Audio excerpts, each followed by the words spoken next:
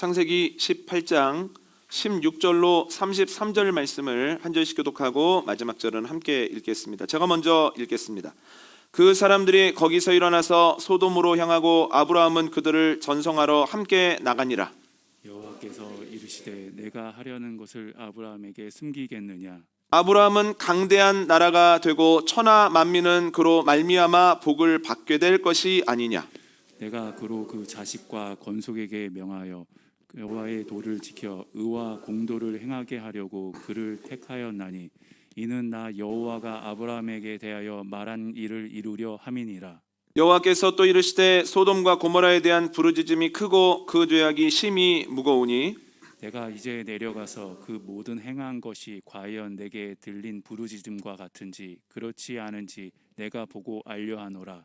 그 사람들이 거기서 떠나 소돔으로 향하여 가고 아브라함은 여호와 앞에 그대로 섰더니 아브라함이 가까이 나아가 이르되 주께서 의인을 악인과 함께 멸하러 하시나이까. 그 성중에 의인 50명이 있을지라도 주께서 그것을 멸하시고 그 50의인을 위하여 용서하지 아니하시리이까. 주께서 이같이 하사 의인을 악인과 함께 죽이심은 부당하오며 의인과 악인을 같이 하심도 부당하나이다. 세상을 심판하시는 이가 정의를 행하실 것이 아니니까. 여호와께서 이르시되 내가 만일 소돔 성읍 가운데에서 의인 50명을 찾으면 그들을 위하여 온 지역을 용서하리라. 아브라함이 대답하여 이르되 나는 티끌이나 재와 같사오나 감히 주께 아뢰나이다. 50의인 중에 5명이 부족하다면 그 5명이 부족함으로 말미암아 온 성읍을 멸하시리이까. 이르시되 내가 거기서 45명을 찾으면 멸하지 아니하리라. 아브라함이 또 아뢰어 이르되 거기서 40명을 찾으시면 어찌하려 하시나이까. 이르시되 40명으로 말미암아 멸하지 아니하리라. 아브라함이 이르되 내 주여 노하지 마시옵고 말씀하게 하옵소서. 거기서 30명을 찾으시면 어찌하려 하시나이까. 이르시되 내가 거기서 30명을 찾으면 그리하지 아니하리라. 아브라함이 또 이르되 내가 감히 내 주께 아뢰나이다. 거기서 20명을 찾으시면 어찌하려 하시나이까. 이르시되 내가 20명으로 말미암아 그리하지 아니하리라. 아브라함이 또 이르되 주는 노하지 마옵소서. 내가 2번만 더 아뢰리이다. 거기서 10명을 찾으시면 어찌하려 하시나이까. 이르시되 내가 10명으로 말미암아 멸하지 아니하리라. 여호와께서 아브라함과 말씀을 마치시고 가시니 아브라함도 자기 곳으로 돌아갔더라. 아멘. 안중근 의사에 대한 뮤지컬 영화 영웅이 많은 사람들의 심금을 울리고 있습니다. 영화는 안중근과 그의 동지들이 독립을 바라는 마음으로 약지를 자르는 장면으로 시작합니다. 영화가 표현할 수 있는 적절한 선을 잘 결정했음에도 불구하고 그 화면을 보기가 참 어려웠습니다. 또한 그 시간 동안에 독립과 이것이 무슨 상관이 있었을까? 왜 이렇게까지 했을까라고 하는 생각이 들었는데요. 영화를 보면서 그 이유를 알게 되었습니다. 이토 히로부미가 하얼빈에 온다는 소식을 듣게 된 안중근은 거사를 계획합니다. 그런데 그의 이야기를 듣고서 그를 지금까지 돕고 그를 사랑하던 이가 이렇게 얘기합니다. 이건 너무 위험하고 어려운 일일세. 하지 말자는 거예요. 그랬더니 안중근이 이렇게 대답을 합니다. 지금까지 우리가 한 일 중에 위험하지 않고 어렵지 않은 일이 있었습니까? 그리고 손가락을 보여주면서 나는 3년 안에 이토 히로부미를 죽이지 않으면 스스로 자결하겠다고 하는 심정으로 이러한 일을 했습니다. 여러분, 그도 사람입니다. 두렵죠. 또한 아픈 것을 모를 리 없습니다만 그렇게 한 것은 독립에 조금이라도 보탬이 되겠다고 하는 마음이 무뎌지지 않았으면 하는 바람 때문이었습니다. 그 독립에 대한 바람에 대한 흔적을 가지고 살아간다라고 하는 것이 영화를 보니까 무척 불편한 일이더군요. 신분증이 없고 얼굴을 몰라도 그냥 손가락 한마디가 없는 이만 찾으면 되니까요. 일본 순사들이 찾을 때 자꾸만 약지가 없는 사람들을 찾는 겁니다. 그것이 매우 불편하고 어려운 일일지라도 그 흔적을 가지고 살면서 마음이 무뎌지려 할 때마다 어려움을 피하고 싶을 때마다 그 흔적을 바라보면서 그 어려운 것들을 이겨나간다라고 하는 거예요. 창세기 17장에서 하나님은 아브라함에게 할례를 명하셨습니다. 지금으로 말하면 간단한 일일 수 있으나 예전의 상황을 생각하면 할례라고 하는 명령이 전혀 간단하지가 않다라고 하는 거예요. 아브라함은 기원전 2000년 이전 사람입니다. 구석기 시대, 신석기 시대가 아니고 청동기 시대인 것은 감사하지만 그래도 지금과는 비교할 수 없는 도구를 가지고 수술할 수밖에는 없었다는 거예요. 그때 무슨 항생제가 있었겠습니까?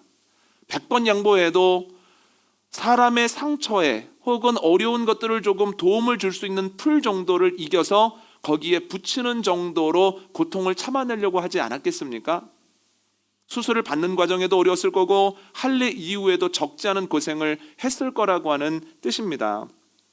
여러분, 그리고 이러한 외과적인 행위는 예전에는 거의 없다시피 했습니다. 굉장히 독특한 요구입니다.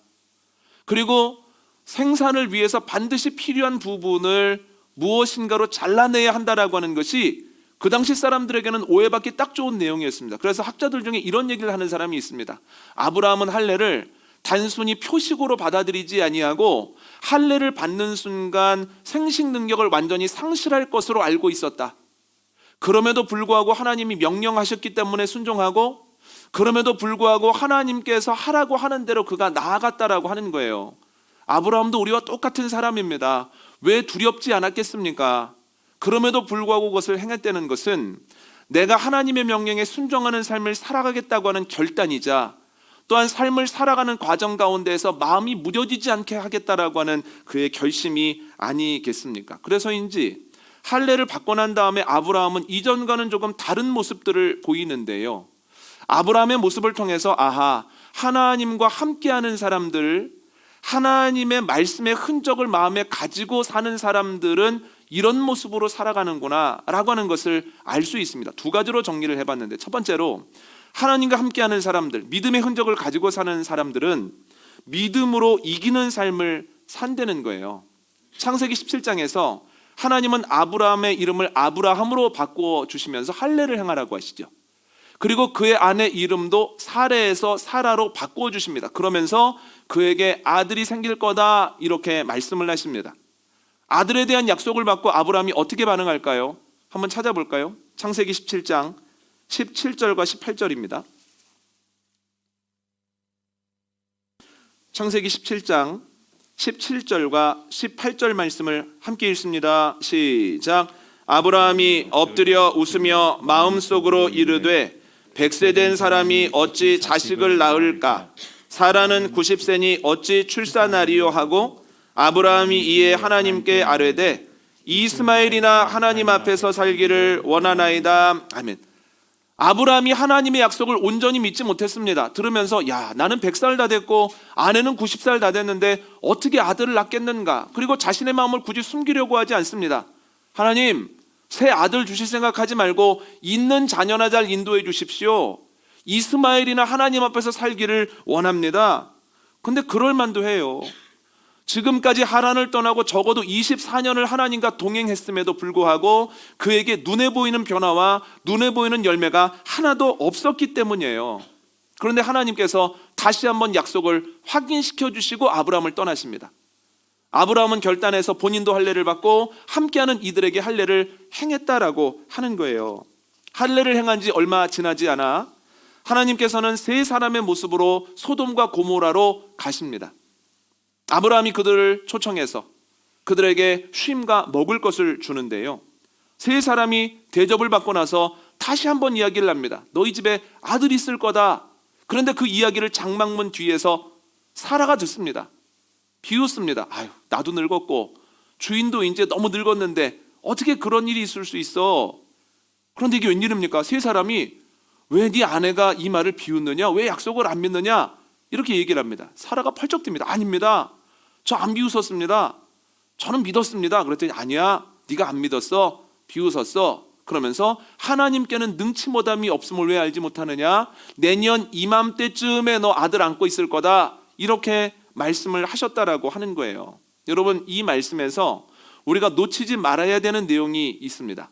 사라는 믿어지지 않아 의심했지만 창세기 17장까지 의심하던 아브라함이 웬일인지 이때에는 의심하지 않더라고 하는 거예요. 여러분, 아브라함도 사람입니다. 자신의 몸을 보고 아내의 건강 상태를 생각하면 그 약속이 믿어지기가 쉽지 않습니다. 당연히 의심이 올라올 수밖에는 없습니다만 하나님의 사람이라고 하는 그 마음과 몸의 흔적을 가지고 있었던 아브라함은 의심에 휘둘리지 아니하고 믿음으로 의심을 이기더라는 거예요. 하나님의 사람들에게 나타나는 특징이 무엇입니까? 어려움이 있지만 그 어려움을 믿음으로 이기죠. 아브라함만 그랬던 것이 아닙니다. 엘리야도 그랬습니다. 한번 찾아볼까요? 열왕기상 19장 5절로 8절입니다. 열왕기상 19장 5절로 8절은 구약성서 549면 즈음에 있습니다.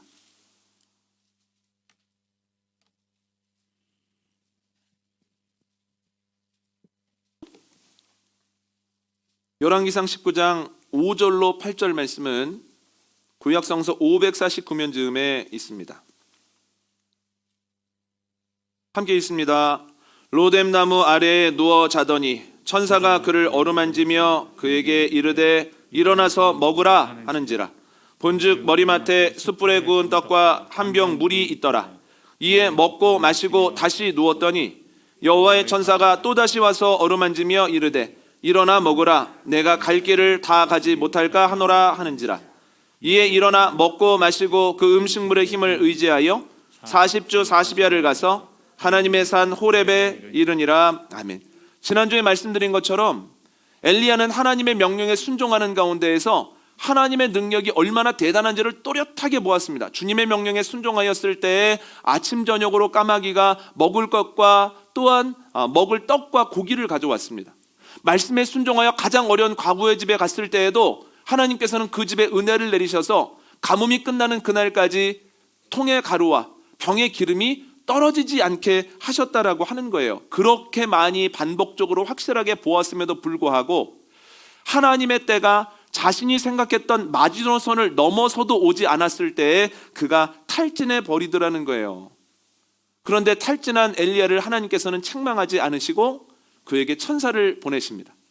그에게 마실 물도 주시고 먹을 떡도 주시고 또한 외롭지 아니하도록 그를 어루만져 주셨다는 거예요. 어떻게 되었습니까? 그가 로뎀나무 아래에서 나와서 걷고 뛰면서 결국은 40일을 간 끝에 여호와의 산 호렙에 도착하게 되었다라고 하는 거예요. 여러분, 엘리야도 탈진했습니다. 그러나 하나님의 은혜로 하나님의 말씀으로 그 탈진을 극복했다라고 하는 거죠. 여러분, 하나님의 사람들에게는 어려움 없습니까? 아니요, 하나님의 사람들에게도 어려움이 있습니다. 하나님의 사람들은 믿고 기도하기 때문에 그 어려움 쉽게 이겨납니까? 아니요, 그렇지 않습니다. 믿는 사람들에게도 어려운 일 굉장히 고통스럽습니다. 그리고 누군가가 야, 너는 하나님 믿는다면서 왜 그러니? 기도하는 사람한테 왜 이런 일이 일어나니? 기도하지 않을 때보다 더 어렵게 사는 것 같니? 라고 하는 비난을 받을 때면 오히려 믿지 않을 때보다 고통 앞에서 더욱 무겁고 힘겨울 때가 있다라고 하는 거예요. 기다림의 시간 누구에게나 고통스럽습니다. 아무리 기다리고 기다려도 변화도 없고 열매도 없을 뿐 아니라 여기까지는 되겠지, 여기에까지만 참으면 열매가 보이겠지 했는데 그 마지노선을 넘어버리면 무너지는 것은 모든 사람들에게 똑같다는 거예요. 하나님의 사람들도 어려움을 만나고 어려움이 큰 고통을 주며 어려움의 시기에 의심도 하고 실수도 하고 탈진도 한다는 거예요. 그런데 여러분, 성경을 보면 하나님의 사람들은 의심, 실수, 탈진을 결론 삼는 것이 아니라 믿음으로 결국은 그것을 이겨낸다는 거예요. 아브라함을 보십시오. 믿음으로 의심을 이깁니다. 엘리야를 보십시오. 믿음으로 탈진을 이긴다는 거예요. 여러분, 이러한 은혜가 저와 여러분에게 있기를 원합니다. 믿음으로 의심을 이기고 믿음으로 실수를 넘어서고 믿음으로 탈진했던 곳에서 일어나 여호와의 산 호렙에 결국 이루고 마는 은혜가 저와 여러분에게 있기를 원합니다. 여러분, 믿음으로 이기는 것이 하나님의 마음을 품고 사는 사람의 삶이라는 거예요. 두 번째 나타나는 현상이 뭐냐면 사랑이 이긴다는 거예요. 오늘 본문 말씀 한번 생각해 보십시오. 이제 대접을 잘 받고 세 사람이 길을 떠나려고 합니다. 그러니까 아브라함이 배웅하려고 나왔는데요, 세 사람이 아브라함에게 이렇게 이야기를 합니다. 아유, 우리가 당신한테 뭘 숨기겠습니까? 지금 우리는 소돔과 고모라로 가는 중인데 소돔의 죄가 굉장히 무겁습니다. 한번 가서 확인해 보고 그들에게 벌을 내리려고 합니다. 이렇게 얘기하죠. 그들이 떠난 다음에 아브라함이 하나님 앞에 섭니다. 그리고 하나님께 이렇게 얘기합니다. 하나님, 소돔과 고모라에 산다는 사실 하나만으로도 의인까지 죽어야 됩니까? 이게 공정한 겁니까? 의인과 악인은 따로 처리를 해주셔야 되지 않습니까? 온 세계를 다스리는 하나님이라면 이 정도는 해주셔야 되는 것 아닙니까?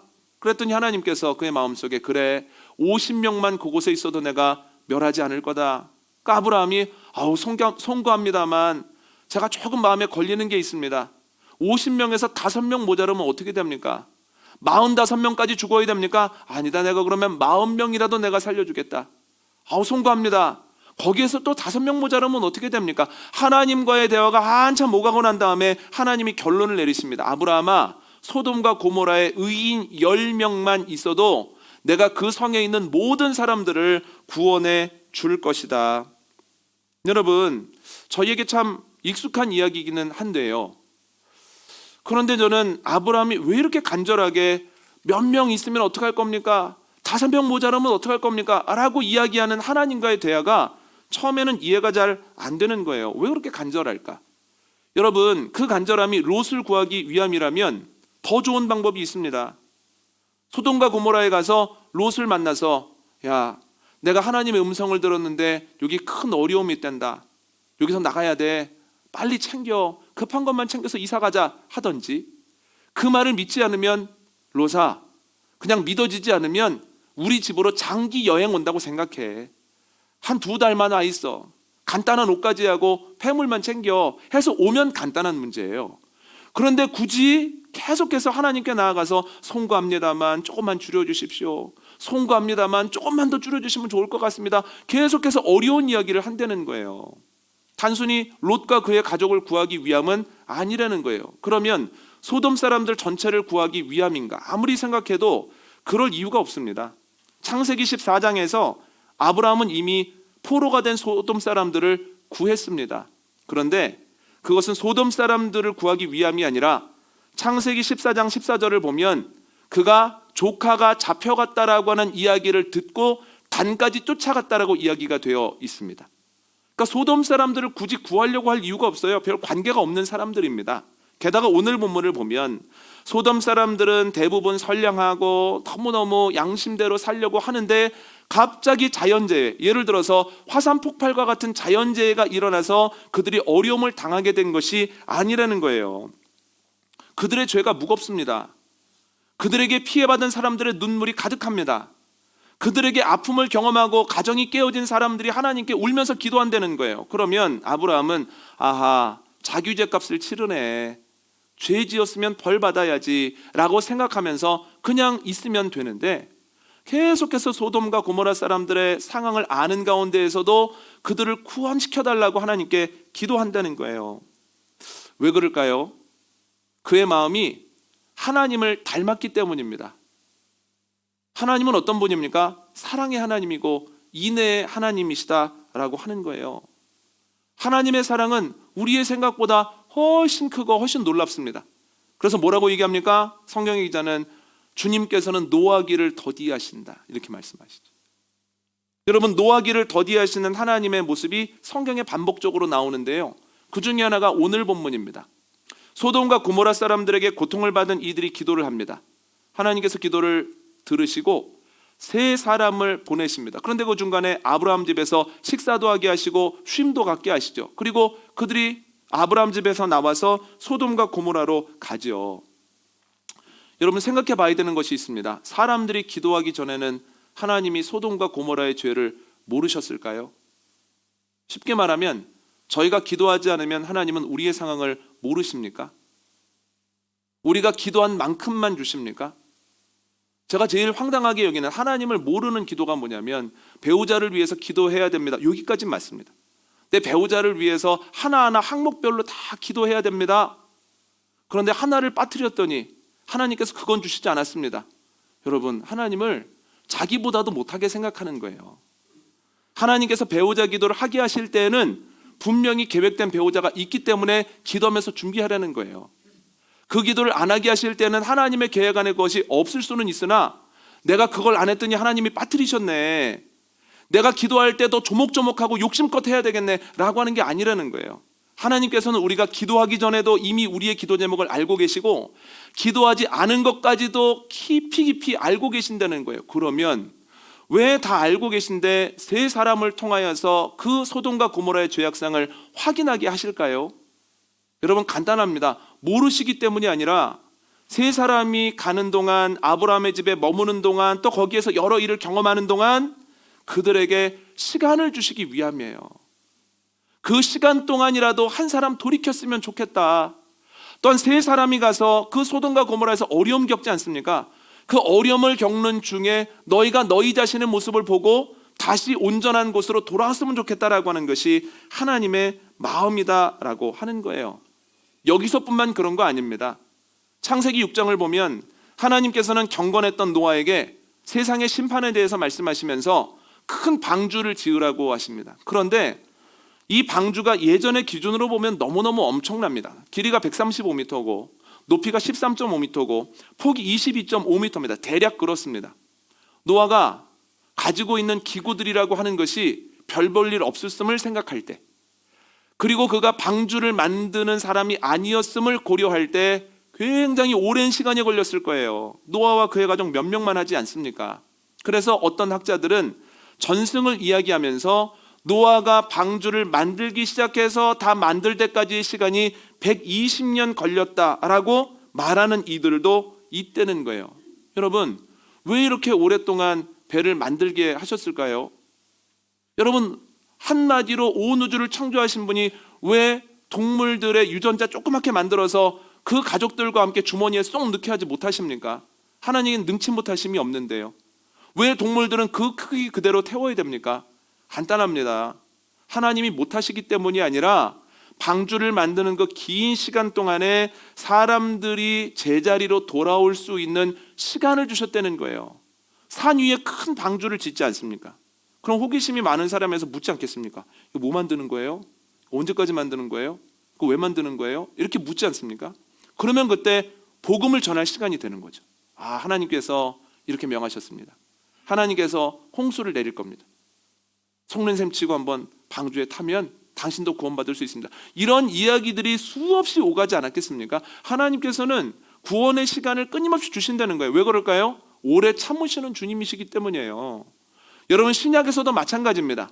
가룟 유다가 이미 마음을 먹고 이미 돈을 받고 또한 예수님 잡아갈 사람들이 오고 있는 그 최후의 만찬 시간에도 예수님은 가룟 유다를 포기하지 않으셨다라고 하는 거예요. 그래서 끝까지 그의 마음을 돌려보시려고 힘썼다라고 하는 거지요. 하나님께서는 소돔과 고모라 사람들이 잘못한 것을 아시죠. 그들이 벌을 받아 마땅합니다. 그럼에도 사랑하셔서 기회를 주신 거죠. 그렇다면 자신과 아무런 관계가 없음에도 불구하고 그들을 위해 계속해서 간곡하게 하나님께 나아가는 아브라함의 마음은 누구를 닮았습니까? 하나님 마음 닮았다는 거예요. 하나님의 사랑을 닮은 상태다라고 하는 거죠. 그러면 그 하나님의 마음이 어디에서 왔을까요? 여러분, 상식적으로 한번 생각해 보세요. 누군가를 보면서 이거 아빠랑 똑 닮았네. 그 닮음이 어디에서 왔습니까? 아버지로부터 왔죠. 저 친구는 엄마랑 눈이 똑 닮았네. 엄마랑 하는 생각이 똑같네. 어디서 왔습니까? 엄마로부터 왔죠. 그러면 하나님 닮은 마음은 어디에서부터 왔습니까? 하나님께로부터 왔다는 거예요. 하나님이 주신 마음이에요. 그런데 성경을 읽어보면 아브라함은 주님의 마음을 담고 싶습니다. 주님 마음을 제게 주옵소서 간구한 적이 한 번도 없습니다. 간구하지는 않았지만 하나님과 늘 동행하기 위해서 힘쓰고 하나님이 원하시는 것이 무엇인지를 분별하여 행하기 위해서 힘썼을 때, 두려워도 결단하여 그 흔적을 몸과 삶에 남겼을 때 자기도 모르는 사이에 하나님의 마음을 닮아 사랑하는 사람이 되었다라고 하는 거예요. 여러분, 구체적으로 주님을 닮은 사람, 사랑을 가지고 있는 사람은 뭐 할까요? 앞에서 말씀드린 것처럼 사랑으로 미움을 이긴다는 거예요. 저 사람 벌 받아도 싸, 저 사람은 저런 취급받아도 마땅해 하지 않고 저 사람도 구원받기를 원하는 거죠. 이게 하나님 닮은 마음입니다. 또한 하나님 닮은 마음, 사랑은 무관심을 이긴다는 거예요. 저 사람들이 무슨 상관이 있어, 내가 왜 저 사람들을 위해서 기도해야 돼 하지 않고 주님의 마음을 가지고 있으면 자꾸만 그들을 위해서 기도하고 싶어진다라고 하는 거죠. 여러분, 우리는 그리스도인입니다. 단순히 교회 다니는 사람, 교회에 속한 사람이 아니라 예수님을 따르는 사람들입니다. 예수님을 진정으로 따르면, 주님 안에 있으면 자연스럽게 주님의 마음이 우리 안에 들어올 수밖에는 없다는 거예요. 물론 여러 가지 어려움 속에서 실수도 하고 날카로운 것이 확 나왔다가도 하나님께서 그 마음 아니잖아, 여기서 포기할 거 아니잖아, 네 마음대로 네 성격대로 할 건 아니잖아 라고 말씀하시면 바로 되돌이키고 회개하는 가운데에서 다시 주님께서 주신 마음을 회복한다라는 거예요. 여러분, 주님의 마음을 닮아 사랑으로 미움을 이기는 저와 여러분 되시기를 원합니다. 여러분, 근데 이것이 쉽지 않습니다. 누군가의 구원을 위해서 열심히 기도하는데 전혀 받아들이려고 하지 않습니다. 복음을 받아들이지 않는 것이 삶의 사명인 것처럼, 교회를 싫어하고 무시하는 것이 마치 자신의 사명인 것처럼 사는 이들도 있어요. 그러면 마음이 힘들고 지치고 아유 나 안 해, 그냥 저 사람은 저렇게 구원 못 받는 거야 라고 하는 생각이 여기까지 올라올 수는 있으나, 주님께서 오늘 본문을 통해서 뭐라고 말씀하십니까? 사랑을 통해서 그 미움을 이기려는 거예요. 아브라함이 그랬던 것처럼 한 번 더 신앙을 전하려는 거예요. 한 번 더 참아야만 된다는 거예요. 여러분, 관계적인 어려움을 겪습니다. 말씀대로 해야 되기 때문에 다시 한번 참고 다시 한번 먼저 다가갑니다. 그런데 내 노력을 그 사람이 알지 못하거나 아니면 호의가 계속되자 권리인 줄 알고 오히려 더 매섭게 나오면 아우 이거 못하겠어, 내가 하나님을 사랑하지만 저 사람은 못 품어 라는 생각이 들 때 있습니다. 주님께서 오늘 본문을 통해서 뭐라고 말씀하십니까? 사랑으로 미움을 이기려는 거예요. 사랑으로 미움을 이기는 것이 주님이 기뻐하시는 일이라고 하는 거죠. 여러분, 다음 주는 설날입니다. 설날을 전후로 굉장한 스트레스를 경험하는 이들도 있고 고민하는 분들도 있습니다. 그런데 여러분, 주님께서 오늘 이 말씀을 우리에게 주신 데에는 분명한 이유가 있을 겁니다. 연약해서 다 이기지는 못해도, 그러나 이번 명절에 하나님께서 사랑으로 미움을 이기라고 하시는구나, 이겨보라고 하시는구나, 노력은 해보라고 하시는구나. 아브라함처럼 50명에서 5명 모자르면 어떡합니까? 40명에서 5명 모자르면 어떡합니까? 그렇게 애절한 마음을 가지고 한 번 더 해보라고 하시는구나. 주님의 음성을 듣고 반응하는 저와 여러분 되시기를 원합니다. 주님의 명령에 순종하면 주님께서는 분명히 용기도 주시고 분명히 능력도 주시고 결국은 이기게 하실 것을 저는 믿습니다. 또한 주님의 마음을 닮은 사랑은 그 사랑으로 무관심을 이긴다라고 하는 거예요. 여러분, 아브라함 보십시오. 소돔과 고모라가 아무 상관이 없는 사람이었는데도 무관심을 이기고 계속해서 나아가지 않습니까? 선교사이자 문맹자들을 위한 사도라고 불리었던 프랭크 루박은 자신의 책 중보기도에서 기독교인들이 사회에 대해서 너무나 무관심한 사실을 안타까워하면서 우리는 사회를 위해서 기도해야 된다고 이렇게 이야기를 합니다. 그의 책 중보기도라고 하는 곳에서 두 군데를 발췌해서 읽어드립니다. 잘 들어보시기를 바랍니다. 많은 사람들이 기도는 오직 나를 위해 하는 것이라는 생각에 사로잡혀 있습니다. 이것은 오류입니다. 오류를 넘어 큰 비극입니다. 왜냐하면 이런 생각으로 인해 그리스도인들이 온 세상을 유익하게 할 수 있는 엄청난 힘을 사장시키고 있기 때문입니다. 세계 역사상 전례 없이 우리 시대 정치인들은 우리에게 기도를 요청하고 있습니다. 그런데 대부분의 그리스도인들이 큰 문제는 지도자들에게 맡기고 자기들은 작은 의무만 감당하려고 하는 경향이 있습니다. 그러나 지도자들의 생각은 다릅니다. 우리가 기도해 주지 않으면 그들과 세상은 실패할 수밖에 없습니다. 오늘날 우리 그리스도인들은 두 사람의 몫을 감당해야 합니다. 그 어느 때보다 자신의 일에 최선을 다해야 할 뿐 아니라 또한 세상을 이끌고 있는 세계 지도자들을 위해서도 기도해야 합니다. 여러분, 우리가 해야 되는 게 있습니다. 이 세상은, 그리고 우리가 속해 있는 나라와 민족은 하나님께서 만드시고 사랑하는 대상입니다. 그럼 우리가 무엇을 해야 되겠습니까? 그 세상에 대해서, 그 공동체에 대해서 무관심한 것이 아니라 그 사랑을 가지고 무관심을 넘어 기도해야 된다라고 하는 거예요. 여러분, 나라와 민족을 위해서 기도해야 된다는 거예요. 지도자들을 위해서 기도해야만 된다는 거예요. 프랭크 르박은 계속해서 얘기합니다. 각 나라의 지도자들을 위해서 기도하는 것은 당연한 것이고, 지도자들이 모여있는 유엔을 위해서도 기도해야 되고, 아픈 것이 있는 것을 위해서는 반드시 중보해야 된다. 기도한다고 달라지겠어? 기도한다고 뭔가 변화하겠어? 라고 하는 것은 사단이 기도하지 못하게 하는 가장 대표적인 전략이다. 여러분, 나라 민족을 위해서 기도하는 저와 여러분 되시기를 원합니다. 여러분, 사단은 끊임없이 분열이라고 하는 도구를 통해서 이 나라 민족뿐만 아니라 요즘은 교회도 분열시키고 있습니다. 여러분, 우려되는 것은 우리가 그것을 밝히거나 그것을 끌고 가지 못하고 거기에 묻혀버리거나 거기에 함께 흔들리거나 그것 때문에 신앙의 은혜마저도 떨어버리는 겁니다. 여러분, 정치적인 이야기가 올 때 카톡을 이리저리 전달하지 마십시오. 확인되지 않은 말은 거짓말이라고 성경에서 분명히 이야기했고, 거짓말을 전하는 자는 분명히 하나님께서 그 책임을 물으실 거라는 거예요. 여러분, 우리는 거짓 소문의 발원지가 되어서도 안 되고, 그것을 전달하는 전달자나 경유지가 되어서도 안 되고, 우리는 그것의 종착지가 되어야 된다는 거예요. 그것을 듣는 순간, 보는 순간, 아하, 하나님이 기도하라고 하시는구나, 이렇게까지 분열되어 있구나, 이렇게까지 어려운 상황에 우리나라가 있구나라고 하는 것을 깨닫고 그것을 전달하지 말고 꾹 마음에 품고, 주님 어떻게 하면 좋겠습니까? 이 갈라진 나라와 민족을 어떻게 하면 좋겠습니까? 지도자들에게 은혜를 주셔야 되지 않겠습니까? 하나님께서 이렇게까지 세워오셨는데 저희가 스스로 잘했다고 생각을 하고 이렇게 교만하다가 이 나라와 민족이 이렇게 흔들거리고 있는데 주님 어찌 하시렵니까? 여러분, 나라와 민족을 위해서, 지도자들을 위해서 열심히 기도하는 저와 여러분 되시기를 원합니다.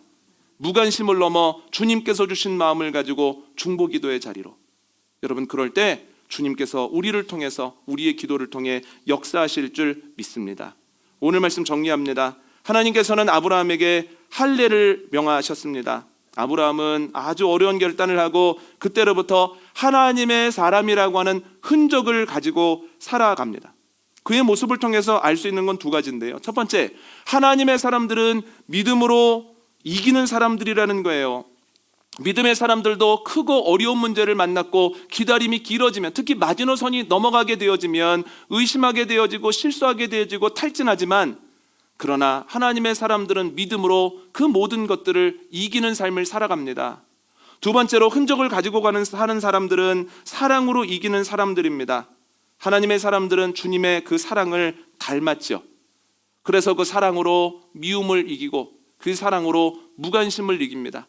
다시 한번 그를 위해서 힘쓰고 다시 한번 나라와 민족을 위해서 간구합니다. 여러분, 하나님께서 우리에게 말씀하시고 명하신 대로 믿음으로 이기고 사랑으로 이겨서 하나님을 기쁘시게 하고 우리를 통해서 하나님의 나라가 확장되어지는 그 영광을 맛보는 저와 여러분 복된 한 주간 되시기를 원합니다.